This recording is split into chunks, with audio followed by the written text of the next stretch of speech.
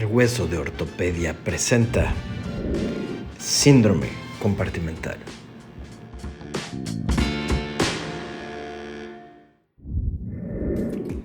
Buen día, soy el Dr. Telles. Vamos a hablar del síndrome compartimental.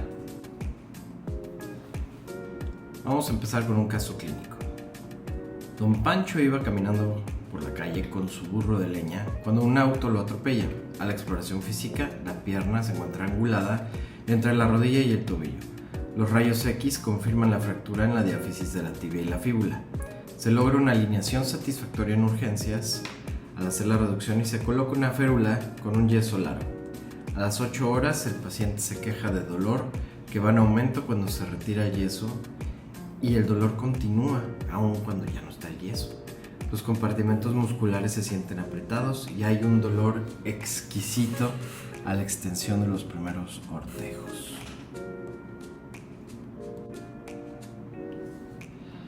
Muy bien, entonces tenemos estas opciones y bueno, pues como saben que la clase es sobre esto, pues obviamente la respuesta va a ser el síndrome compartimental, ¿verdad?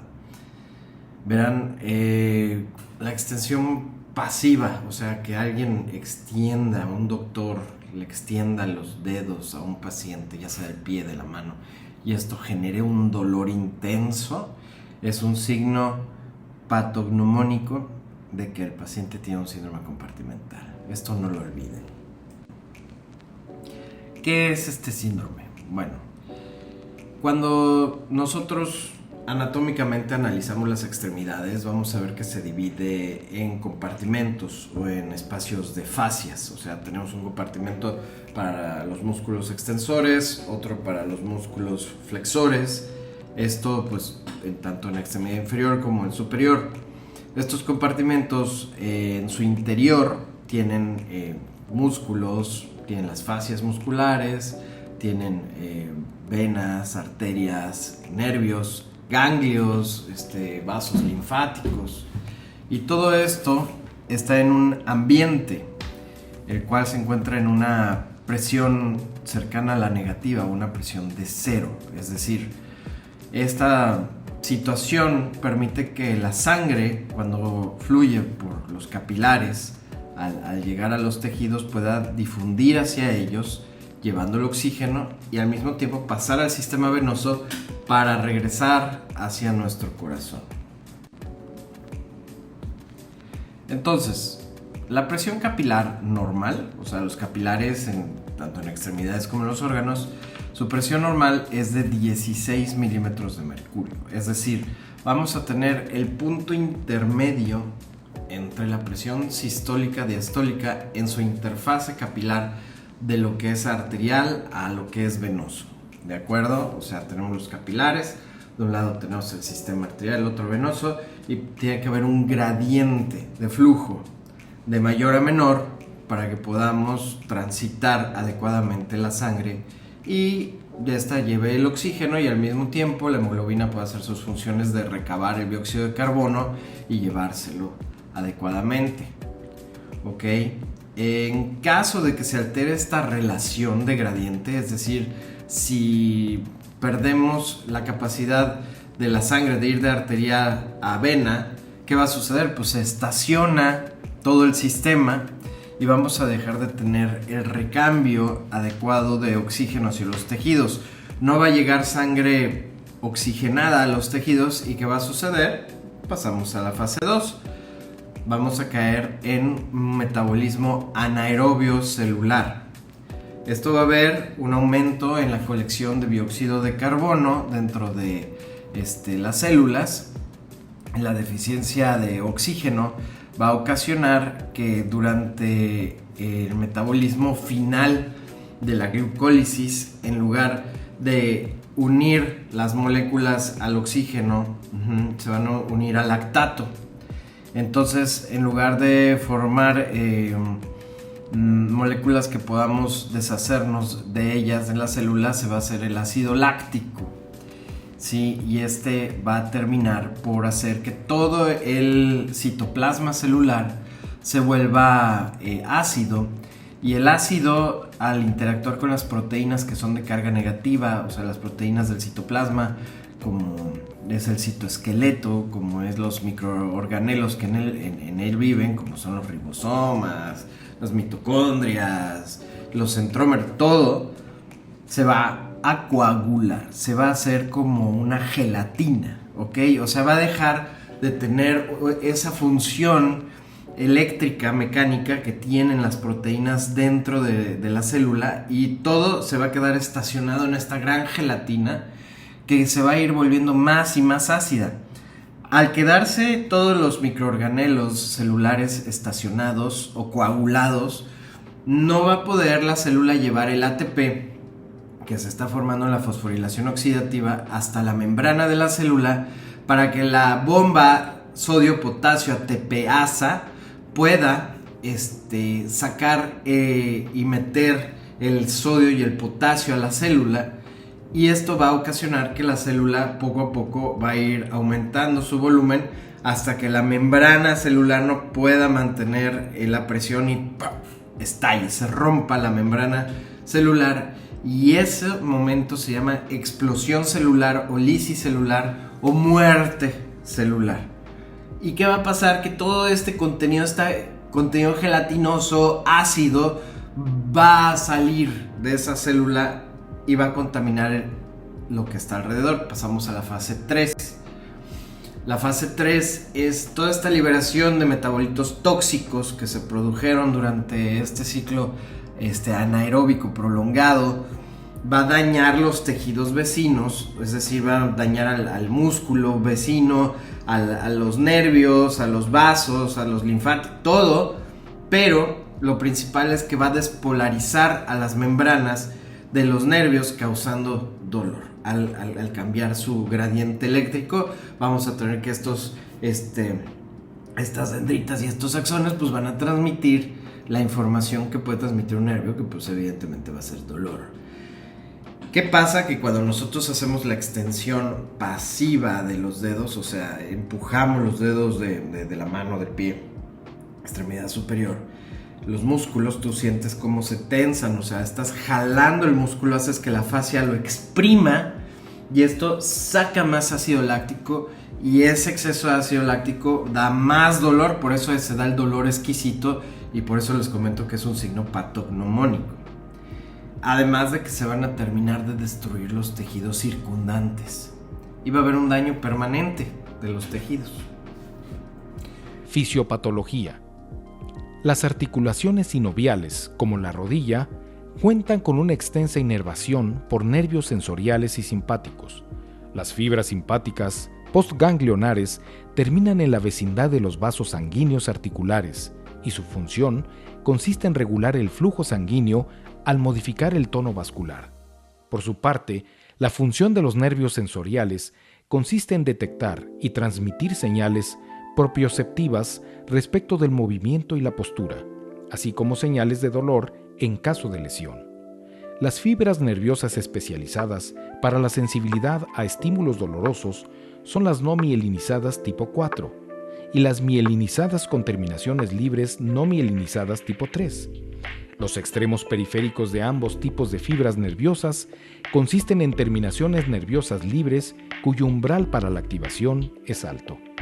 Por ello, solo responden a estímulos mecánicos nocivos, de ahí su nombre de nociceptores, o bien se activan por sustancias algésicas. En las articulaciones sinoviales, los nociceptores están localizados en cápsula, membrana sinovial, ligamentos, meniscos, periósteo y hueso subcondral.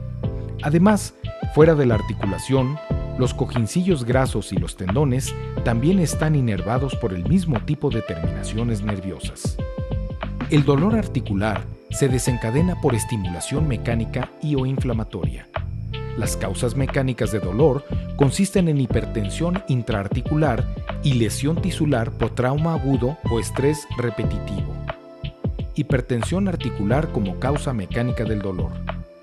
En caso de lesión articular, el exudado inflamatorio aumenta el volumen de líquido sinovial en las articulaciones diartroideas. Esto causa que la presión intraarticular negativa de -2 a -10 milímetros de mercurio rebase los 20 milímetros de mercurio. Tal hipertensión intraarticular estimula los nociceptores de la cápsula articular y produce dolor. Lesiones tisulares por trauma agudo o estrés repetitivo como causas de dolor articular. En el trauma agudo, tal y como sucede en las lesiones relacionadas con el deporte, ocurre daño en múltiples tejidos blandos. Por ejemplo, la lesión de ligamentos articulares causa inestabilidad articular que, aunada a la pobre capacidad de sanar característica de los ligamentos, evoluciona a inestabilidad crónica. Esta, a su vez, produce erosión focal e inflamación en las superficies articulares que progresan hacia degeneración articular y posiblemente a osteoartrosis. De esta manera, tras una lesión articular aguda o repetitiva, ocurre liberación de mediadores inflamatorios y acumulación de productos de degradación del cartílago que provocan sensibilización de nociceptores. La inflamación como causa de dolor articular. En las articulaciones sinoviales, la reacción inflamatoria ocurre principalmente en la membrana sinovial, por lo que se liberan mediadores inflamatorios de los sinoviocitos, así como de las terminaciones nerviosas, las células inmunitarias y el endotelio vascular. Estos mediadores inflamatorios intervienen en la sensibilización de las terminaciones nerviosas a las sustancias analgésicas. Por ejemplo, en respuesta al daño tisular, las terminaciones nerviosas no solo conducen señales hacia la médula espinal, sino que también participan en el proceso inflamatorio, ya que su activación provoca inflamación neurogénica por reflejo axónico. Este reflejo consiste en activación antidrómica del potencial de acción en el resto de las terminaciones nerviosas de la misma fibra nerviosa, lo cual resulta en liberación de neuropéptidos en la vecindad de los vasos sanguíneos y los mastocitos, y estos, a su vez, responden con vasodilatación y liberación de sustancias inflamatorias y estimulantes de nociceptores. Además, en caso de lesión, los neuropéptidos que liberan las terminaciones nerviosas también inducen infiltración de neutrófilos en la articulación. Luego, los neutrófilos liberan mediadores inflamatorios que contribuyen con la inflamación y la sensibilización al dolor. Algunos de los mediadores inflamatorios que actúan como sustancias que activan o sensibilizan a los nociceptores son neuropéptidos liberados por los nervios autónomos y los propios nociceptores, como sustancia P y péptido intestinal vasoactivo. Estas dos sustancias son sensibilizadoras de nociceptores. Eicosanoides liberados por los tejidos dañados y las células inflamatorias como prostaglandina G1 y prostaglandina G2, las cuales aumentan la frecuencia de descarga aferente de los nociceptores cuando se efectúan movimientos articulares normales o dañinos y que, por tanto, son sustancias sensibilizadoras al dolor. Bradicinina e histamina liberadas por mastocitos que normalmente residen en el tejido sinovial, en la vecindad de las terminaciones nerviosas tipos 3 y 4. La bradicinina activa directamente a los nociceptores, mientras que la histamina los sensibiliza al incrementar su frecuencia de descarga aferente.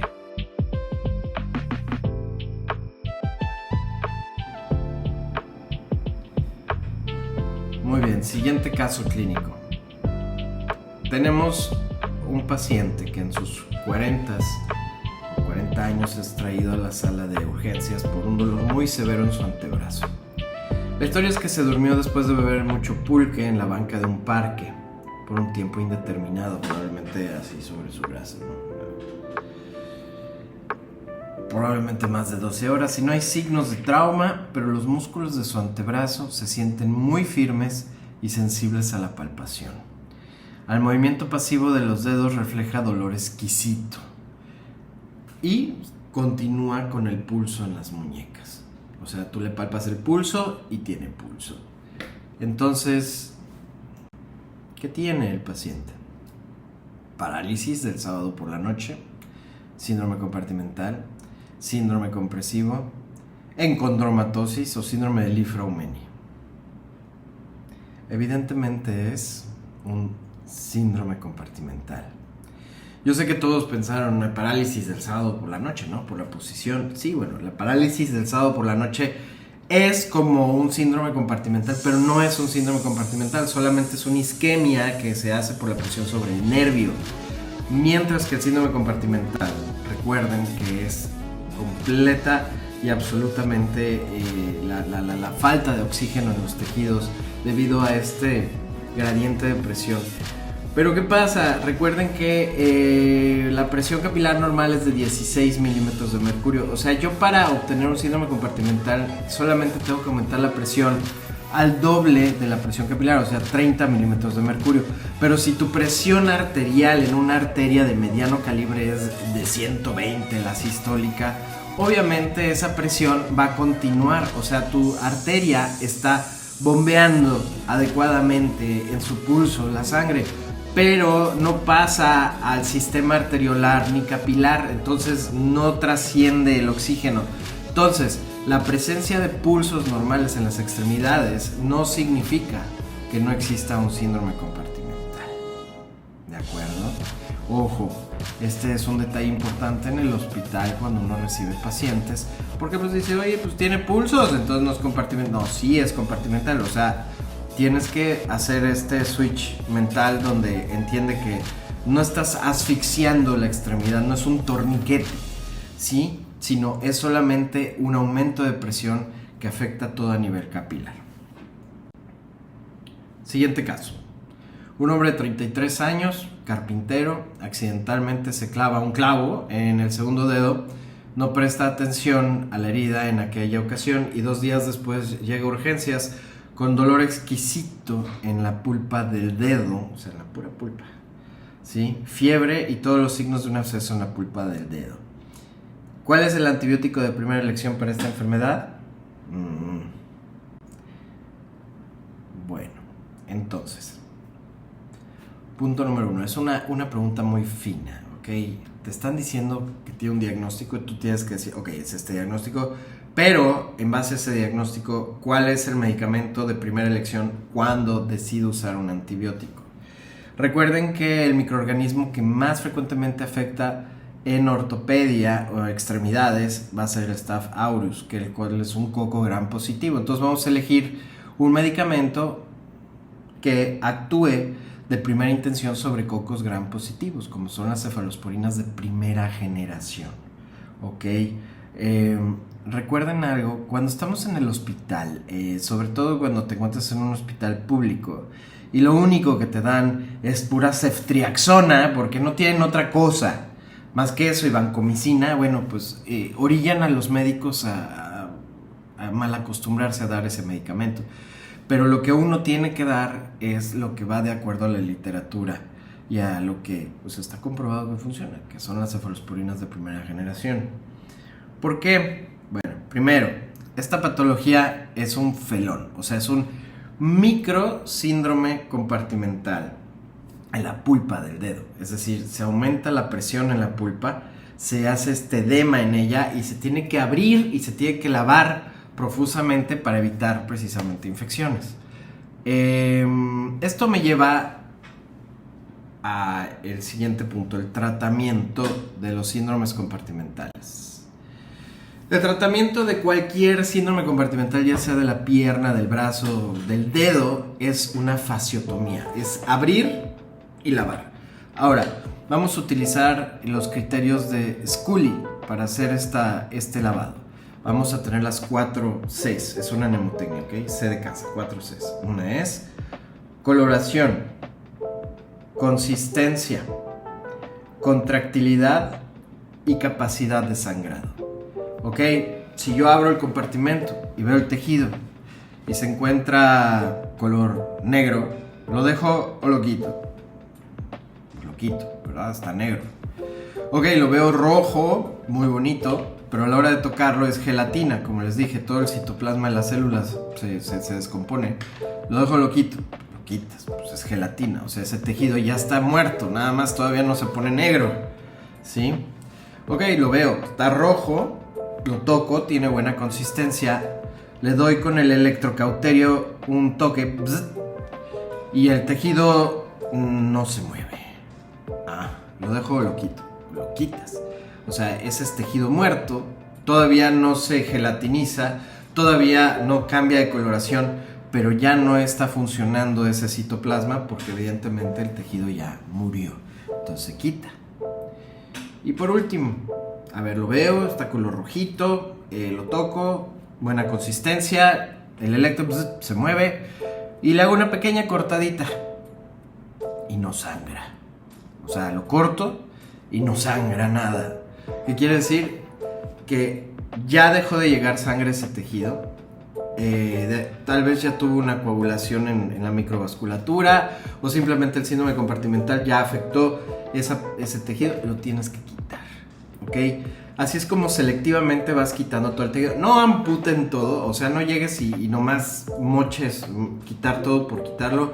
Tampoco nomás abras la fascia, echas agüita y cierras. No, o sea, tienes que abrir, hacer adecuadamente tus criterios de Scully y terminar y cerrar. Ustedes como residentes de primer año y residentes de segundo año van a hacer este tipo de cirugía muchas veces. Entonces, recuerden estos criterios de Scully, 4 Cs, ¿ok? Recuerden, coloración, consistencia, contractilidad y capacidad de sangrado.